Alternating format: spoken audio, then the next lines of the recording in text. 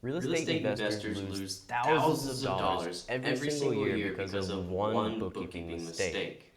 And that mistake is categorizing your security deposits as income right away.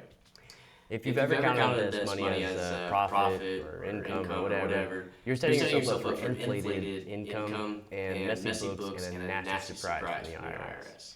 And here's the reason why. Because you're getting taxed on your net income, right?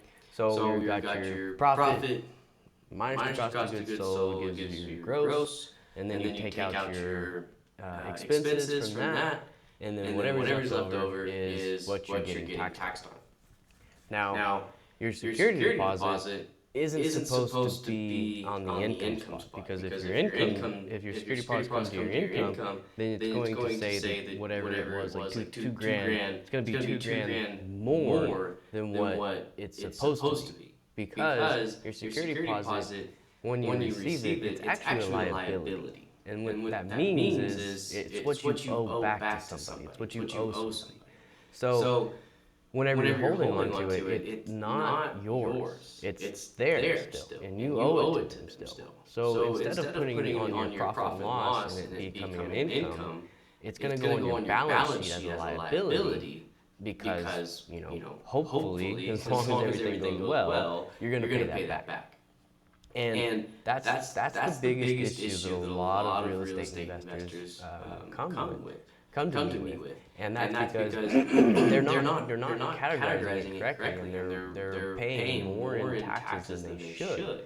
Almost every time when I get into some real estate investors' books, they have this as one of their income. They have like security deposit and income.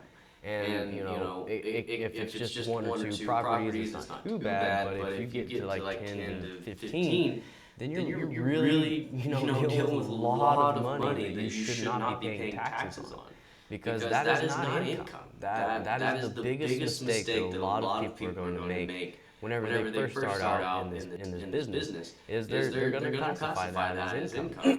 Because think about it, you are receiving money. Your bank account is increasing, so it would kind of make sense for it to be income. But that little tiny, it's a bookkeeping error. That's all it is just a categorizing it in the wrong way.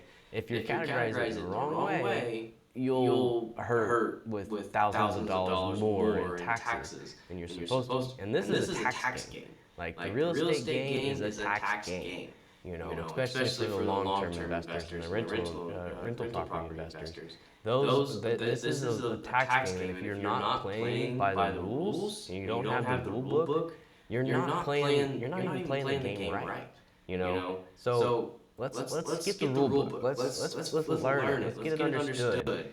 I do that with this channel. So follow or subscribe to this channel, and we'll learn together. Thanks for watching.